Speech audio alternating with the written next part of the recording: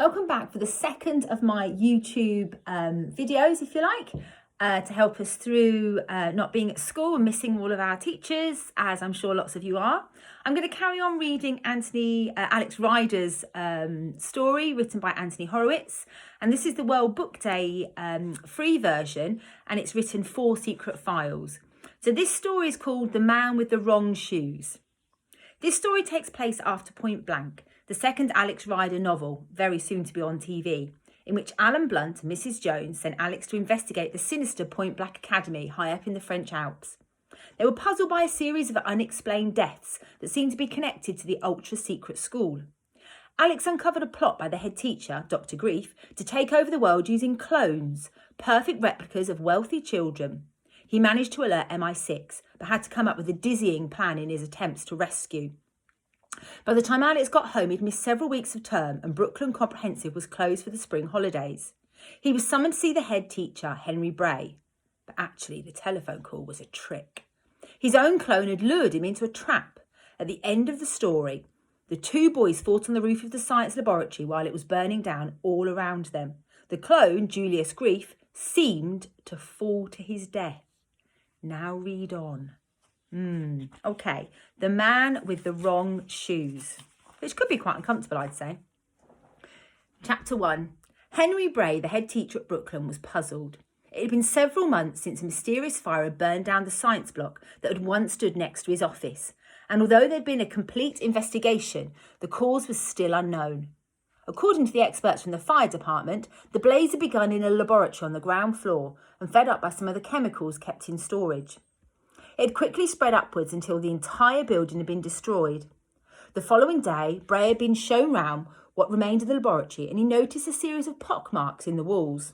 They looked suspiciously like bullet holes, although the leading firefighter had done her best to assume that they were simply cracks by the intense heat. He still had his doubts. What exactly had happened here? Brooklyn had been closed down, locked and bolted for the school holidays. Although there had been less security that day than there was during the term time, the caretaker, Mr. Lee, had been in the grounds and hadn't reported anything unusual. There had just been one visitor that morning and he had recognised him immediately. Alex Rider. According to the caretaker, Alex had been on his way to the head teacher's office, but that was impossible. Henry Bray had been on holiday in the Yorkshire Dales at the time and certainly hadn't called Alex in for a meeting. So why'd he come? There had to be a simple explanation, but right now Bray couldn't think of one. What really troubled him was that it was Alex that was involved. If it had been any of the other 750 students, it would have been different. But Alex Rider was different. Ever since his uncle had died in a car accident, nothing about the boy made sense. Until then, Alex had been a bright, fairly ordinary student, not brilliant, excellent at sport, popular amongst his classmates.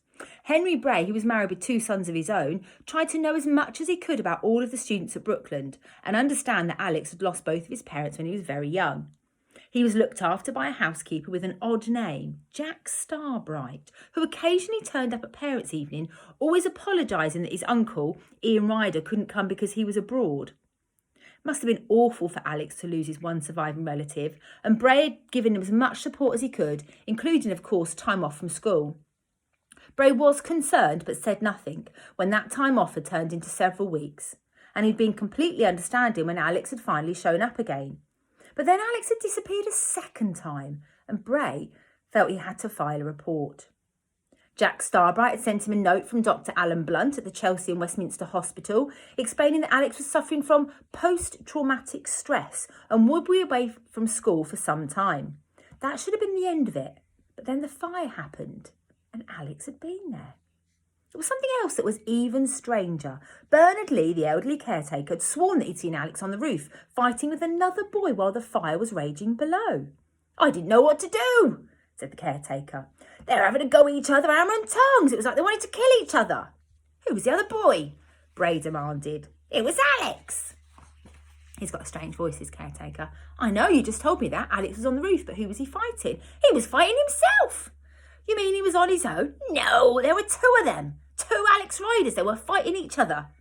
The caretaker was well in his 60s, with a country accent, I think. He liked to have a drink in the evening, though usually after 6 o'clock. Henry Bray decided his story made no sense and that Mr. Lee must have been drunk or asleep or dreaming. Unfortunately, it didn't end there. Other witnesses had seen the emergency services arrive. A teenage boy with short fair hair and brown eyes had been loaded into the back of an ambulance, and from what Bray had heard, his description matched exactly to Alex Ryder. But when Bray met Alex a few days later, he was completely unharmed. He also denied having come anywhere near Brooklands at the time of the fire. It was a complete mystery.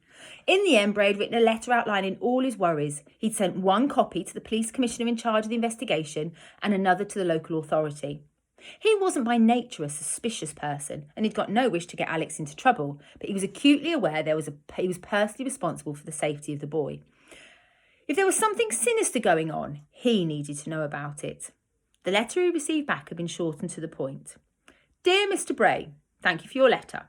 The Brooklands Science Block has now been examined by experts. The fire was caused by a gas leak, which was sparked by static electricity in the carpet. We have no record of any boy being taken away by an ambulance.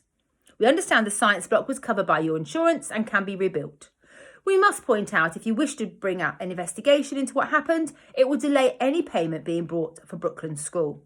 It might be sensible, therefore, to consider the matter closed. Yours sincerely, John Crawley. The signature was difficult to read, little more than a dark blue scrawl. There was nothing in the letter to explain who Mr. Crawley was. Henry Bray had no choice. The school couldn't operate without a science block, and he needed to move forward as quickly as possible. Even so, he was surprised at how quickly the money arrived. Most of the insurance companies he dealt with take weeks to do anything, especially trying to avoid having to pay out. This time the money was in the Brooklands account within days. Plans for the new block were drawn up and a construction company was found, and the new building work had already begun. The head teacher got up from his desk and went over to the window. The burnt-out science block had been covered in scaffolding and now stood in the middle of a construction site, surrounded by a tall wire fence with a single gate leading in and guarded around the clock. There were about a dozen workers in high-vis, yellow vests and bright red helmets.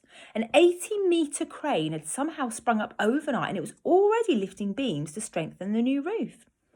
Bray looked out at the usual jumble of pipes and cables and cement mixers, wheelbarrows, an array of wood and plastic cabins, toilets, offices and storage around the site. It was going to be difficult for children to concentrate in school with all this activity going on. He couldn't wait for it to be over. And the telephone rang on his desk. He went over and picked it up. Mr. Bray? Bray recognised the voice of the school secretary, Jane Bedfordshire. She was usually warm and friendly, but right now she sounded anxious. Yes, Miss Bedfordshire? I've been asked to tell you that Miss Jasper Milvain has arrived. I'll be right down. Bray was wearing a suit and tie, but because of the warm weather, he'd taken off his jacket and hung it on the back of his chair. Reluctantly, he drew it on again. Right now, the very last thing he wanted to do was to meet the Right Honourable Jasper Milvain, Member of Parliament for West Brompton and Chelsea. Unfortunately, he'd not been given any choice. Jasper Milvain was a short, overweight man with slicked back hair and ruddy cheeks. He looked out of the world through thick spectacles, his eyes always blinking, as if he was afraid of being found out. He'd entered Parliament after a career in law and had risen quickly through the ranks. At the last election, he'd been made Junior Minister for Education. The head teacher of Brooklands School had plenty of reasons to dislike Jasper Milvain. It wasn't just the politician's appearance, the way he dominated any conversation. It was his policies. Milvain wanted to bring back corporal punishment, arguing there was too little discipline in modern schools. He'd also got some interesting ideas about modern education. He thought drama, art and music were a complete waste of time and wanted them dropped from the curriculum. He also was against reading for pleasure. His speech at the last party conference had been widely reported in the press. Everyone goes on about the values of books and libraries, he had said. But actually, I disagree. If children want to read Harry Potter or Michael Morpurgo at home with their parents, that's all the better. But education should be about getting a good job, and that means maths, science, engineering, economics and languages.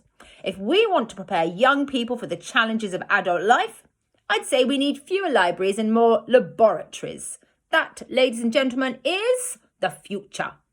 Henry Bray disagreed with everything that Milvain stood for.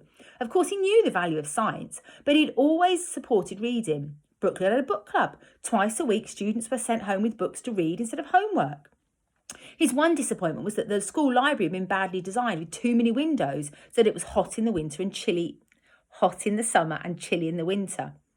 and never as welcoming as he would have liked. The roof also leaked, and with that result, almost 100 books had been damaged. After the science block had burnt down, he secretly told his wife he wished it had been the library. He'd have welcomed the insurance money as an opportunity to rebuild the whole thing and start again. Milvain had invited himself here for a photo opportunity with the London press. It absolutely suited him and his message to be photographed in front of a brand new science block that was just in the process of being built. That afternoon, he was going to deliver a speech to the whole of years 9, 10 and 11. It didn't bother him that he'd completely disrupted the whole school day. He would be on the 6 o'clock news and in all of the newspapers. It also made it clear that when the building was finished, he wanted to come back and officially open it. He'd even suggested that the block might be named after him. The trouble was that the local MP was the area, Mr. Milvain, was also powerful. If Bray refused to allow him in the school, he might well have found that funding for Brookland had mysteriously dried up. His own future could be called into question, and he had allowed the other staff members to persuade him. It was only 1 hour. He just had to grit his teeth and put on his best smile. Even so, as he made his way downstairs, Henry Bray was feeling a little sick. He hated being used, particularly by someone as opinionated as Jasper Milvain. His earlier thoughts were no longer in his mind. He had completely forgotten about Alex Rider.